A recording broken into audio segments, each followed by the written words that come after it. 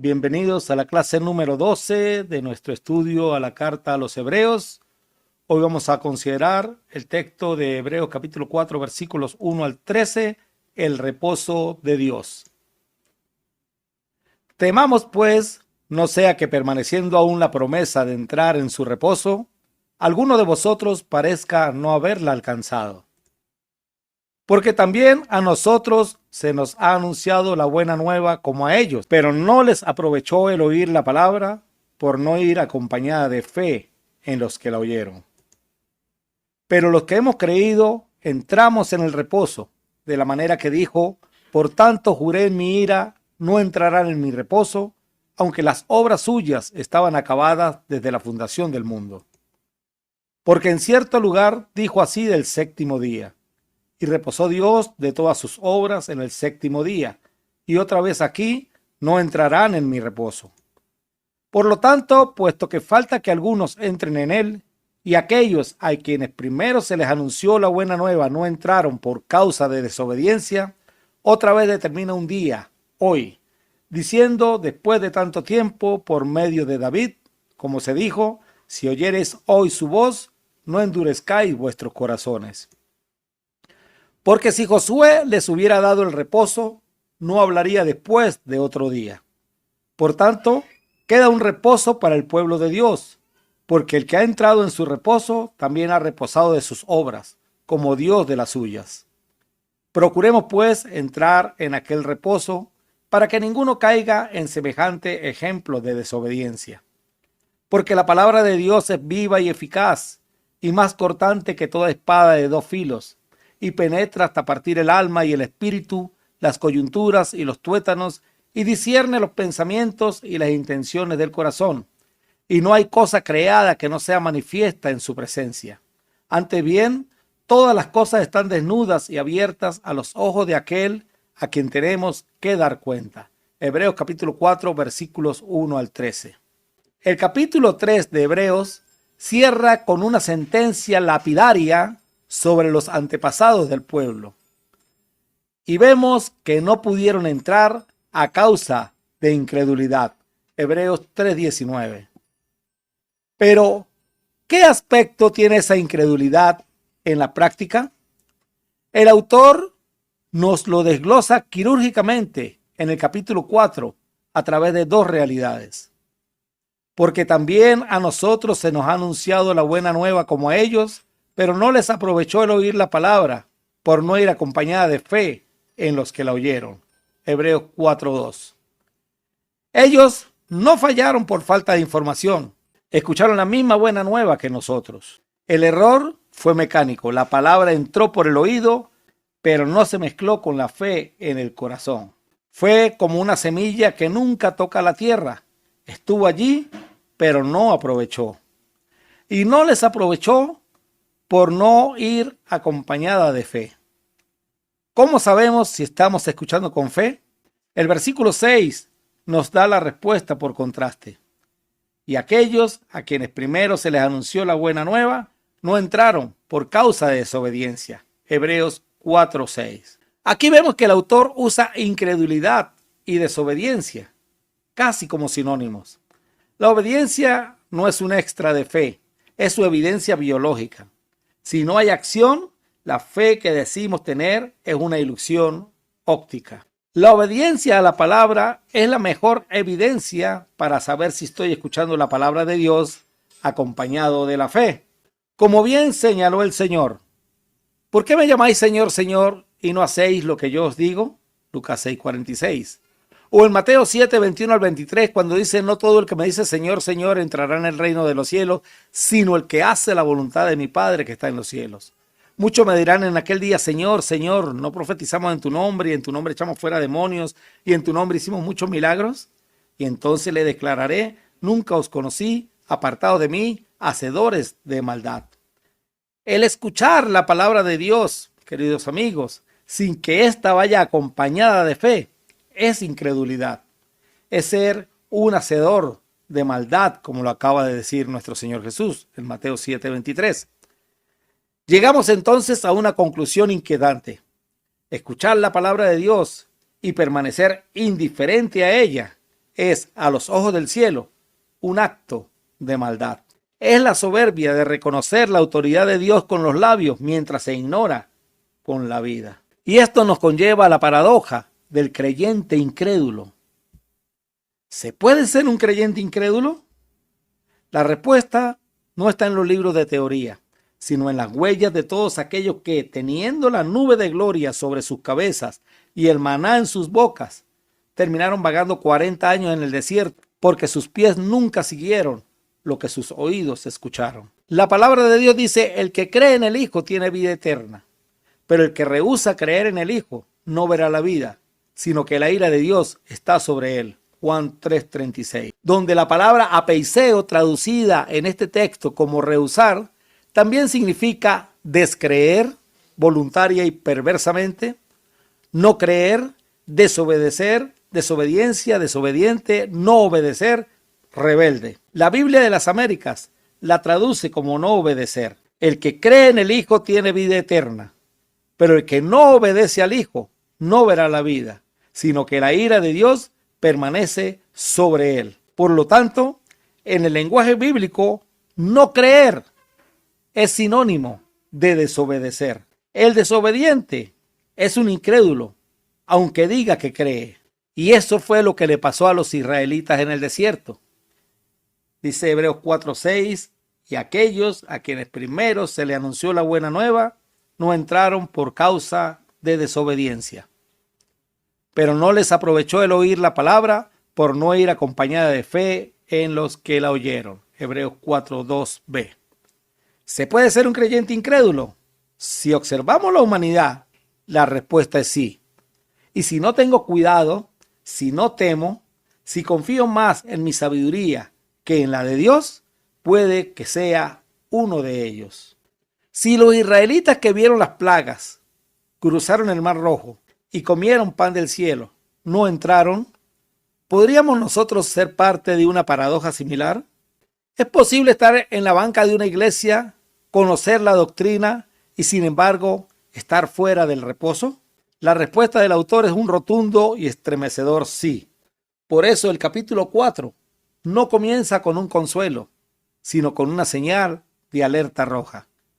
Temamos, pues, no sea que permaneciendo aún la promesa de entrar en su reposo, alguno de vosotros parezca no haberla alcanzado. Fobetomen aún. Temamos, pues. ¿Qué significa este temamos? El fobetomen. No se trata de un error que nos aleja de Dios, sino de una vigilancia santa.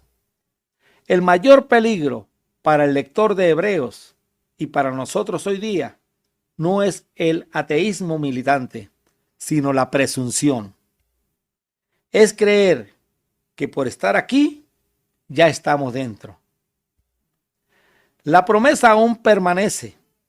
Dios no ha cerrado la puerta, pero el hecho de que la puerta esté abierta hace que sea más trágico quedarse afuera por negligencia. La paradoja se resuelve con una pregunta de autoexamen.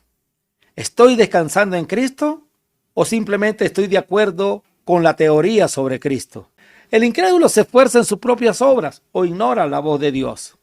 El que tiene fe descansa en la obra de otro, en Jesús, y ese descanso produce irónicamente la obediencia más profunda. El temamos, pues, es el freno de mano espiritual. Nos detiene antes de que la rutina religiosa nos haga olvidar que la fe no es acumular información, sino una entrega que transforma la voluntad. El desierto está lleno de personas que sabían hacia dónde iban, pero nunca quisieron llegar según los términos de Dios. Estos estudios no tienen como fin último que llenemos libretas con datos griegos o mapas del desierto. La información acumulada por sí sola puede inflar el intelecto, pero dejar el corazón frío. Podemos aprender mucha teoría, pero nuestro corazón sigue siendo indiferente a las instrucciones de nuestro Dios. Como esos israelitas que sabían que iban a la tierra prometida, pero no quisieron llegar según los términos de Dios. Quisieron hacerlo según sus términos. según su procedimiento. Y Dios le dijo, no. Eso lo estudiamos en la lección anterior. El propósito real de este análisis es animarnos a mantenernos en el camino activo hacia el reposo prometido, siguiendo fielmente las instrucciones de nuestro Creador. Recordemos que la fe que salva no es una idea estática, es una fe acompañada de la obediencia. No caminamos para ganar el descanso, sino que caminamos porque confiamos en aquel que ya terminó la obra. Que nuestra meta no sea solo saber más sobre el camino, sino ser hallados caminando en él cuando el Señor nos llame a su presencia. Temamos, pues, no sea que permaneciendo aún la promesa de entrar en su reposo, alguno de vosotros parezca no haberla alcanzado. Hebreos 4:1. La promesa permanece porque no es una promesa geográfica, sino espiritual y relacional. Si la promesa permanece, entonces Hebreos 4 no está hablando solamente de Canaán.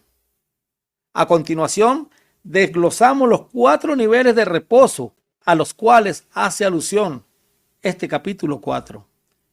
Primero, el reposo de la creación. Hebreos 4, 3 al 4. Pasado eterno. Segundo, el reposo de Canaán como sombra histórica, como tipo. Hebreos 4, 8. Tercero, el reposo de la gracia es la realidad presente, la que podemos estar disfrutando usted y yo si seguimos las instrucciones de nuestro Dios. Eso está en Hebreos 4:3, primera parte, y en el versículo 10. Y el reposo de sabatismos, este punto es demasiado interesante, está en Hebreos 4:9. Es el reposo de la gloria, el futuro eterno, el paraíso, el cielo. Hebreos 4:1 y 11. El reposo comenzó en el Edén, se prefiguró en Canaán, se ganó en la cruz por la victoria de nuestro Señor, se vive actualmente en la gracia y se consumará en la eternidad. Empecemos estudiando este nivel 1, el reposo de la creación, pasado eterno. Pero los que hemos creído entramos en el reposo, de la manera que dijo, por tanto juré en mi ira, no entrarán en mi reposo, aunque las obras suyas estaban acabadas desde la fundación del mundo. Porque en cierto lugar dijo así del séptimo día, y reposó Dios de todas sus obras en el séptimo día. Hebreos 4, 3 al 4. Profundizar en este primer nivel es fundamental, porque es la base de toda la teología del reposo. Si no entendemos lo que perdió el hombre en el Edén, no entenderemos qué es lo que Cristo vino a restaurar. Los que hemos creído, entramos al reposo.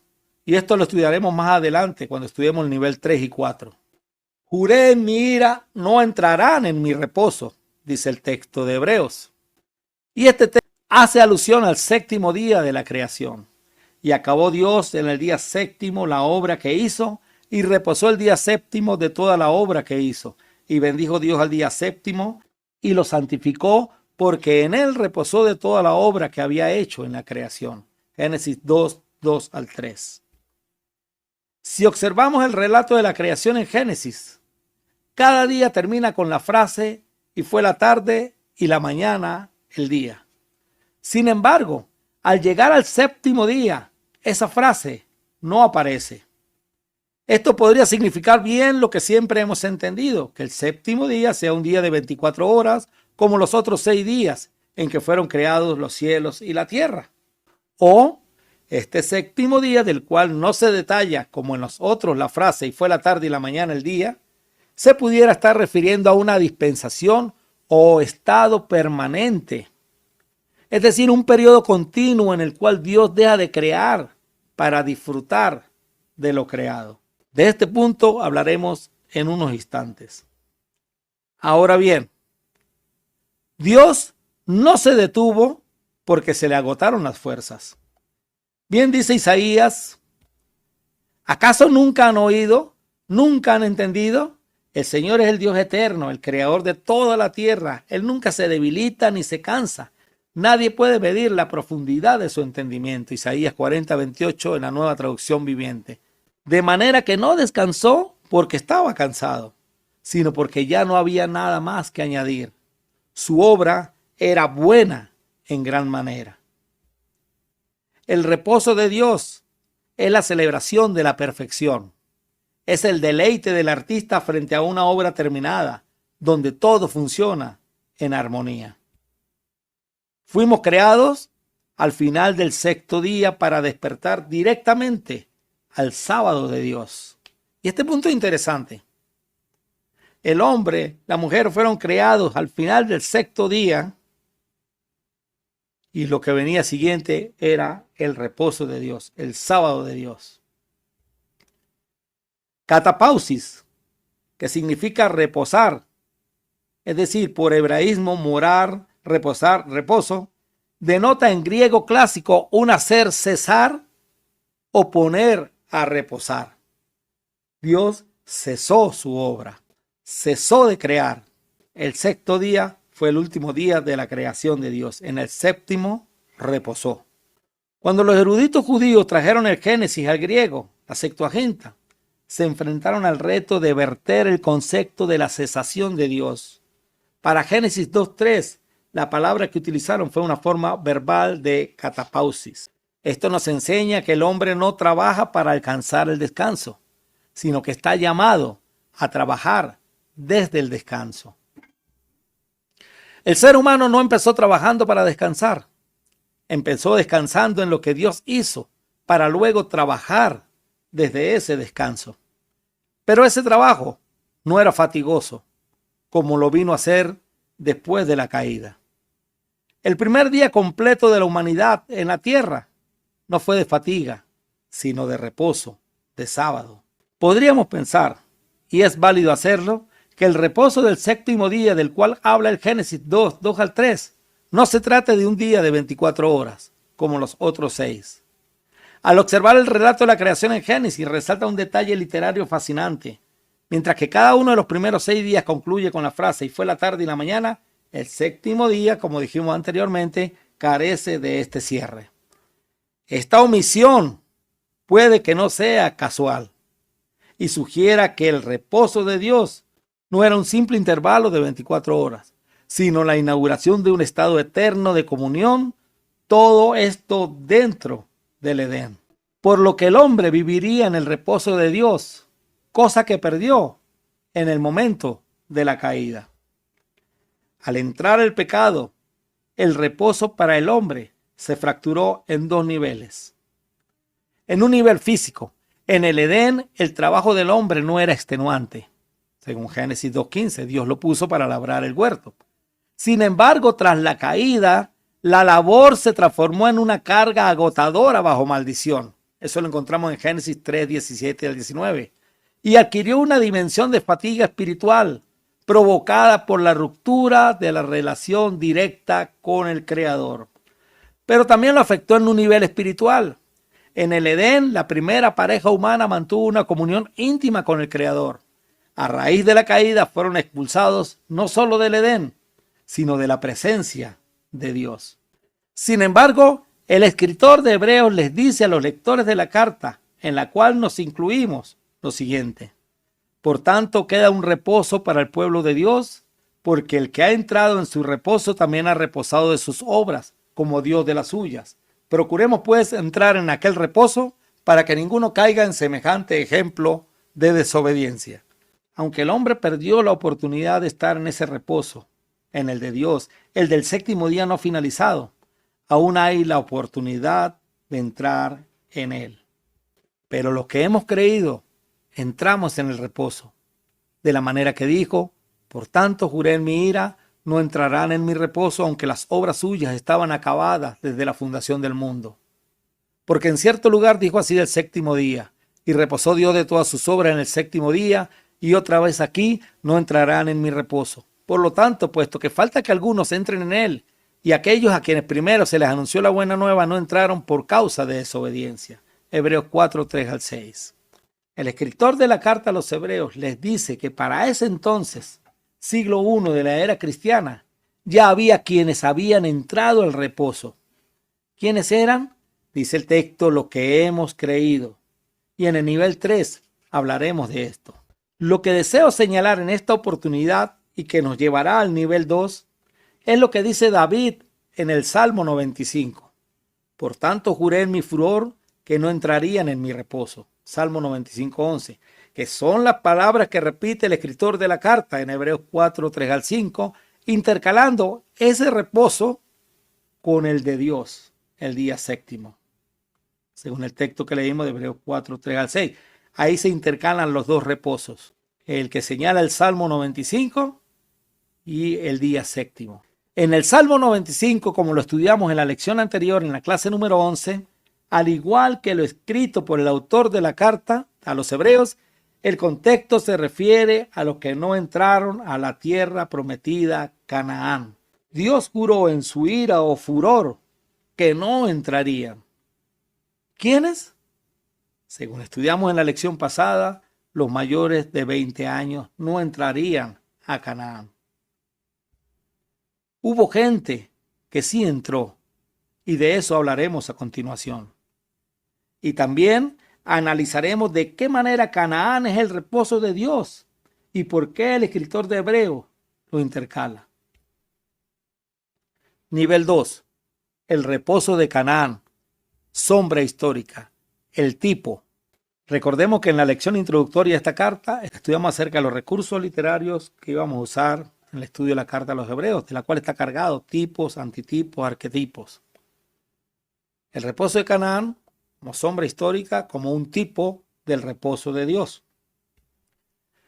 Porque si Josué les hubiera dado el reposo, no hablaría después de otro día. Hebreos 4:8. Ahora pues que Jehová vuestro Dios ha dado reposo a vuestros hermanos, como lo había prometido, volved, regresad a vuestras tiendas, a la tierra de vuestras posesiones, que Moisés, siervo de Jehová, os dio al otro lado del Jordán.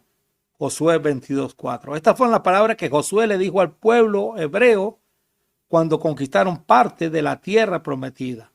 Ahora Jehová Dios les ha dado el reposo a vuestros hermanos como lo había prometido.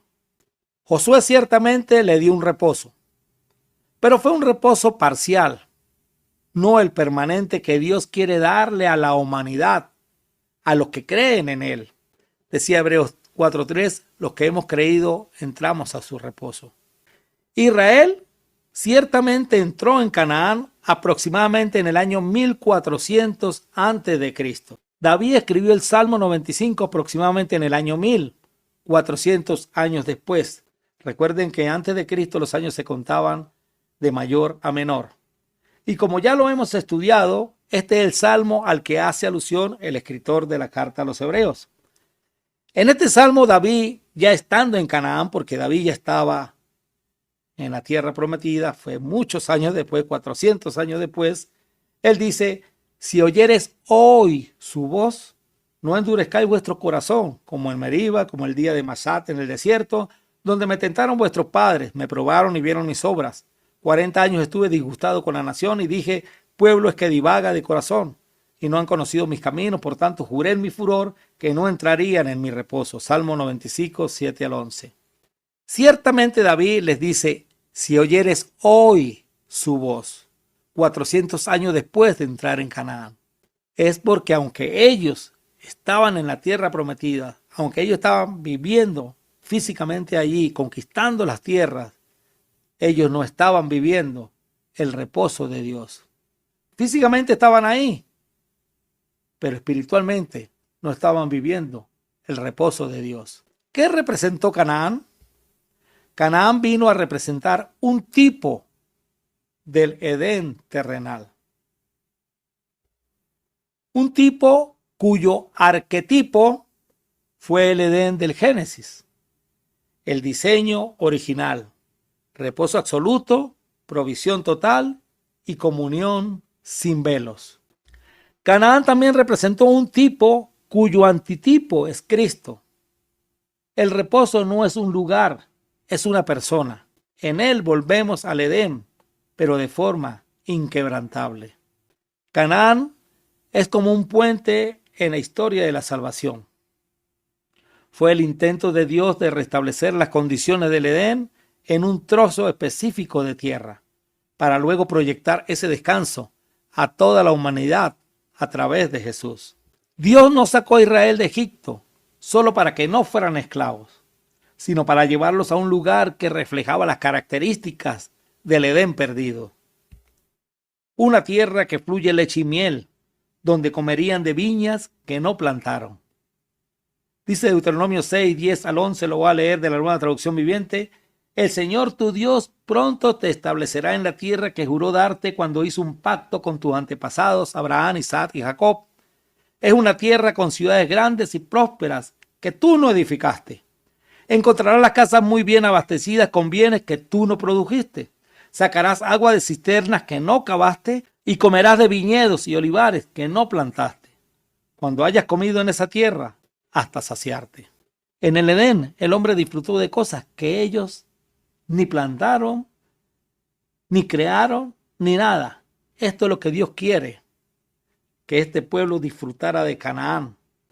Así como Dios caminaba en el Edén, su presencia moraba en el tabernáculo y luego el templo en medio de esa tierra prometida, en medio de Canaán. La diferencia en el Edén era una comunión íntima, Dios presencialmente, ahora era a través de un velo. El objetivo era que, una vez establecidos, ya no tuvieran que vagar ni luchar, simplemente disfrutar de la herencia que Dios les había dado. Pero el escritor dice, porque si Josué les hubiera dado el reposo, no hablaría después de otro día. Entonces Canaán no era el reposo, era un tipo del arquetipo y un tipo del antitipo. Vaya a la lección introductoria para que entienda la definición de tipo, arquetipo y antitipo, si ahorita no lo entiende.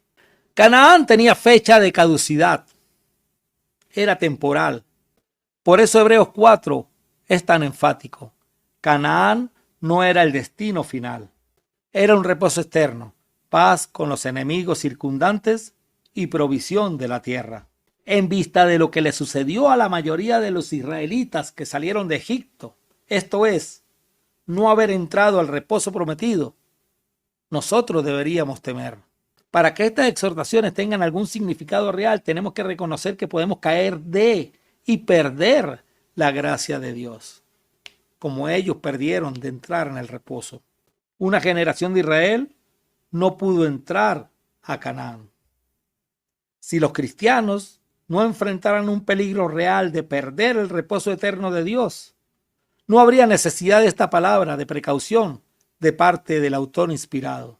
Ahora entramos al nivel 3, el reposo de la gracia, la realidad presente. Pues la ley por medio de Moisés fue dada, pero la gracia y la verdad vinieron por medio de Jesucristo. Juan 1:17. Pero los que hemos creído, entramos en el reposo. Hebreos 4:3. El reposo ya era una realidad para ellos. En el siglo I, los lectores de la carta, ellos ya habían entrado. Pero los que hemos creído, entramos en el reposo. La fe es la entrada a ese reposo.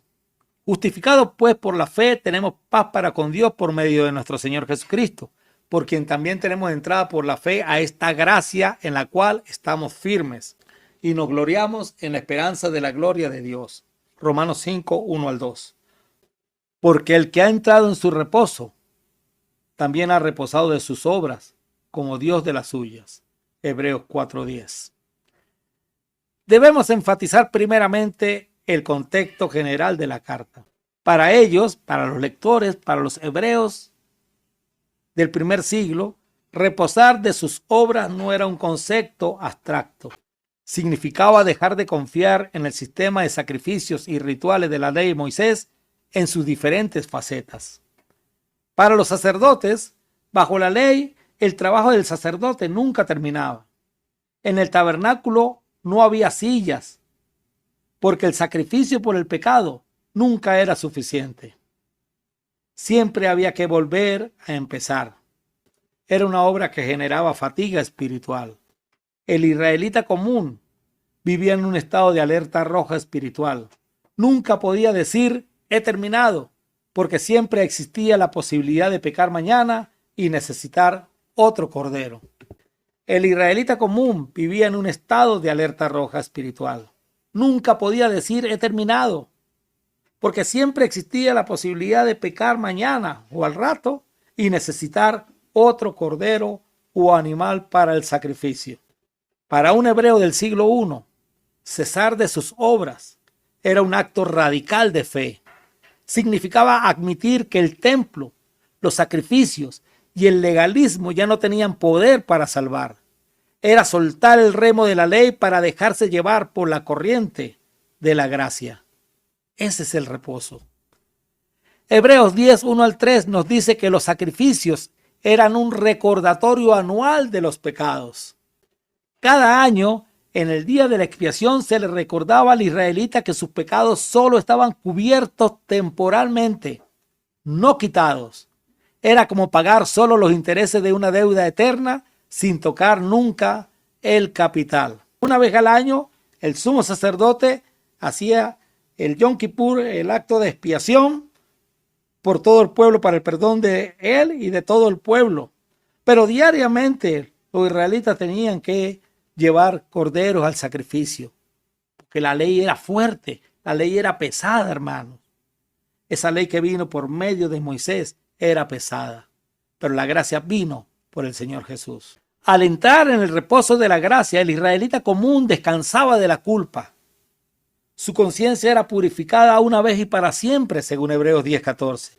Ya no tenía que despertar con la carga de una deuda pendiente. Entonces ahora imagínense, hermanos, la tranquilidad que podía tener un hebreo convertido al mesianismo, al Cristo, de tener el perdón de sus pecados, de una conciencia purificada una vez y para siempre. En Hechos 15:10, Pedro describe la ley como un yugo que ni nuestros padres ni nosotros hemos podido llevar.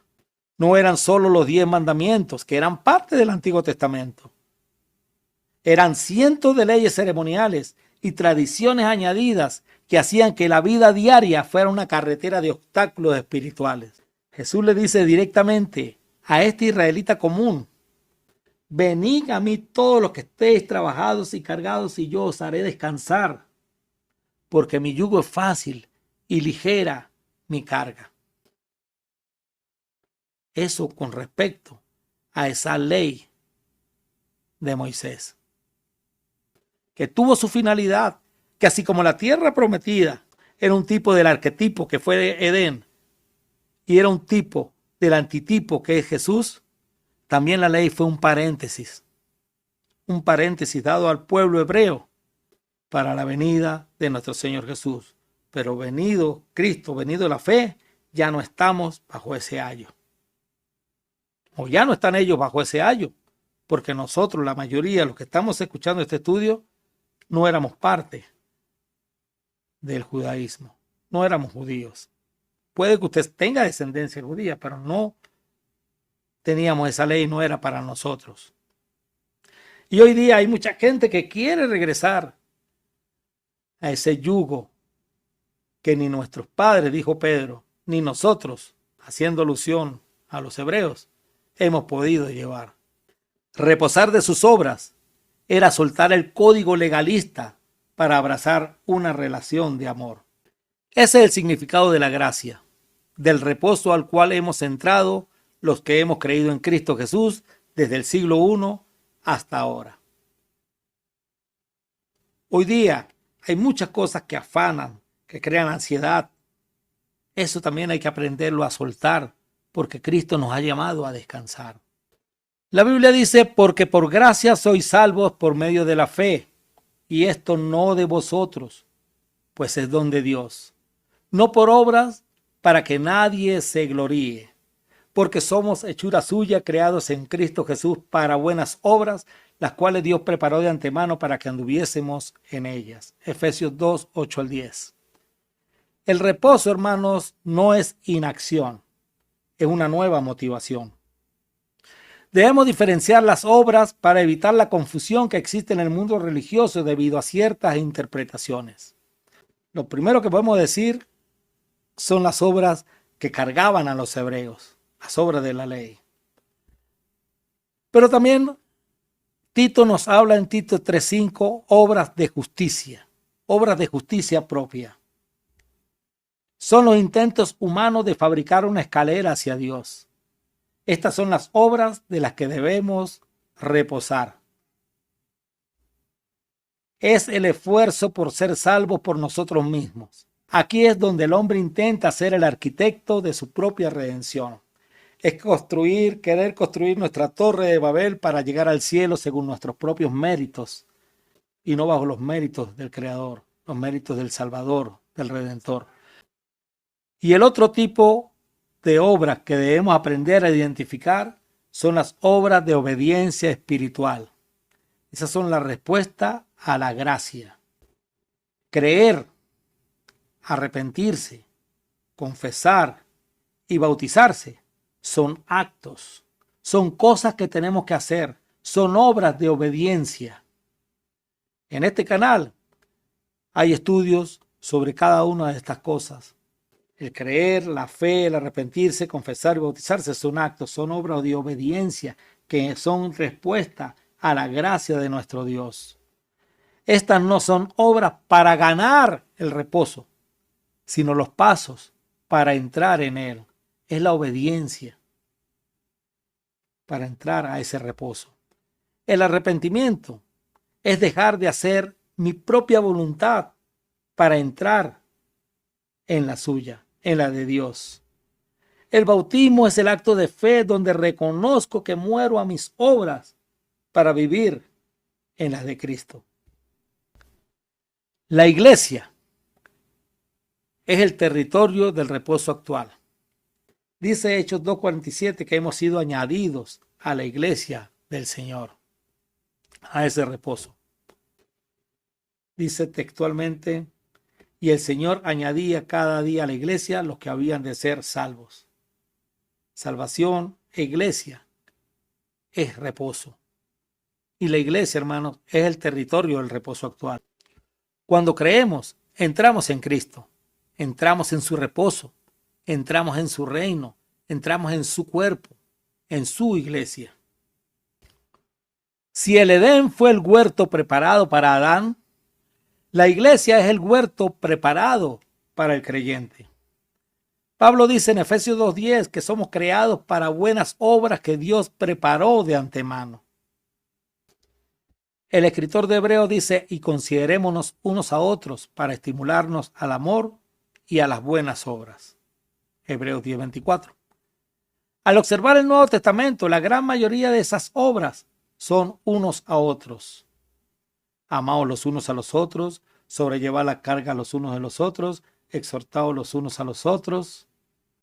Si estamos en comunión unos con otros, la sangre de Cristo nos limpia de nuestros pecados, dice la primera carta de Juan. Es imposible cumplir el diseño de Dios en aislamiento. El cristiano ermitaño no es parte del plan de Dios. Fuera de la iglesia, el hombre vuelve a estar solo frente a sus propias obras y esfuerzos. Dentro de la iglesia, el hombre participa de las obras que Cristo ya organizó y delegó a su cuerpo. La iglesia, como dice Pablo en 2 Corintios 5, es la embajada del cielo. Somos embajadores de Cristo. Y es ahí donde empezamos a vivir bajo las leyes de ese reposo hoy. La embajada es un pedazo de territorio en tierra extranjera. La iglesia es la embajada del reino de Dios en esta tierra extranjera. En la iglesia cesamos de competir, cesamos de usar a los demás para nuestro beneficio, obras del mundo, y empezamos a servir desde el descanso que nos da saber que todos somos iguales ante la gracia, porque todos servimos a un Señor en común. Las obras preparadas de antemano, el evangelismo, la edificación, el servicio, la benevolencia, solo tienen orden y autoridad dentro de la estructura que Cristo, como sumo sacerdote, preside. El reposo no es un retiro a la soledad, es un retorno a la familia de Dios. Así como no hubo Edén sin compañía, no hay reposo en la gracia sin la iglesia. Entrar al reposo significa cesar de mis planes personales para unirme al plan maestro de Cristo. Andar en las obras que Él ya preparó de antemano. El cristianismo como forma de vida, el servicio mutuo y la extensión del reino. La iglesia es el único lugar en la tierra donde el yugo de Cristo se vuelve ligero, porque no lo cargamos solos. Lo llevamos como un cuerpo que descansa en la victoria de su cabeza. Y llegamos al nivel 4, el reposo del sabatismo. ¿Qué es eso?, se preguntará usted. Por tanto, queda un reposo para el pueblo de Dios, Hebreos 4:9. Es interesante ver cómo el escritor hace un cambio en sus palabras. Hasta el verso 8 había usado la palabra catapausis, reposar, morar, reposo, en Hebreos 4, 1, 3, 4, 5 y 8, en esos versículos del capítulo 4. Pero en el verso 9 la palabra que utiliza es sabatismo, el reposo del cristianismo como un tipo del cielo, un reposo. Entonces, por tanto que es un reposo para el pueblo de Dios, se está haciendo alusión a un reposo que va más allá de esta vida terrenal. La palabra sabatismo se encuentra solamente en este pasaje, en el Nuevo Testamento. El término nos dice que Dios ha preparado un reposo ideal con el fin de dar alivio de todos los ajetreos y enfermedades de esta vida pecaminosa y agotadora. Porque aunque estemos en el reposo de la gracia, aunque estemos en nivel 3, el cristiano se sigue enfermando, el cristiano sigue con los ajetreos de esta vida, sigue el lloro, siguen las lágrimas, sigue la muerte. Pero va a venir un día en que esto se va a acabar y va a haber un reposo total. En el versículo 10, el escritor lo justifica. El 9 dice, por tanto queda un reposo para el pueblo de Dios, porque el que ha entrado en su reposo, también ha reposado de sus obras, como Dios de las suyas. Este reposo podríamos clasificarlo en dos niveles: el paraíso y el cielo. El paraíso. Entonces Jesús le dijo, de cierto te digo que hoy estarás conmigo en el paraíso. Lucas 23:43. Y minutos más tarde entregó su espíritu. Estas palabras se las dirigió Cristo al ladrón cuando estaban en la cruz. Y le dijo, hoy estarás conmigo en el paraíso. El paraíso es el lugar donde van los espíritus o almas de los creyentes cuando han muerto físicamente. Oí una voz que desde el cielo me decía, escribe, bienaventurados de aquí en adelante los muertos que mueren en el Señor. Sí, dice el Espíritu, descansarán de sus trabajos porque sus obras con ellos siguen. Porque el que ha entrado en su reposo también ha reposado de sus obras como Dios de las suyas. Hebreos 4:10. Dios después del sexto día no creó más nada. La creación siguió su curso según su disposición. Sin embargo, el creyente que muere en Cristo no seguirá haciendo las obras que Dios preparó de antemano, de las cuales hablamos en el nivel 3. Pero al igual que el reposo de Dios, el fruto de su trabajo, su legado espiritual y su fidelidad permanece y le acompaña. Y se dará como testimonio para mucha gente que aún está en esta tierra. El paraíso, hermanos, es el lugar más hermoso que existe hoy, superando cualquier rincón del ámbito físico. No obstante, es un reposo temporal, es la antesala de la victoria final. Pablo decía, para mí el morir es ganancia. La muerte de un creyente no nos debe entristecer, porque son bienaventurados los muertos que mueren en el Señor. Lo importante de todo esto es morir en el Señor y no fuera del Señor. ¿Y el cielo? El cielo no es simplemente un destino, es la culminación del propósito de nuestra fe. El fin de nuestra fe es la salvación del alma, dice Pedro en su primera carta en el capítulo 1, versículo 9.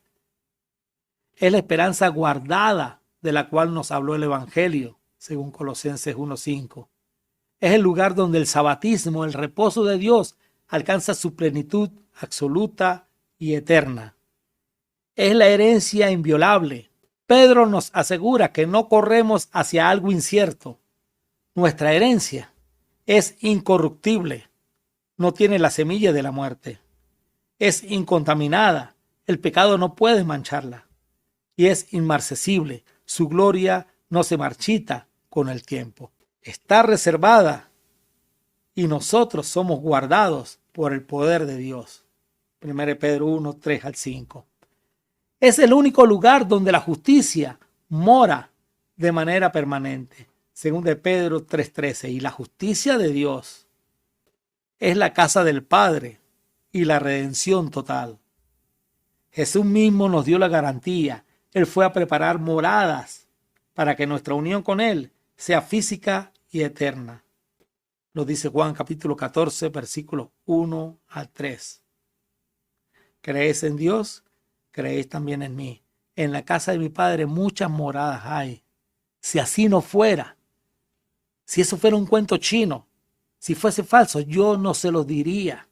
Por lo tanto, voy a ir a preparar morada. Cristo está ahorita en el cielo, sentado en el trono de Dios, preparando morada, y vendré de nuevo para llevarlos, para que ustedes estén donde yo estoy, para llevarlos conmigo.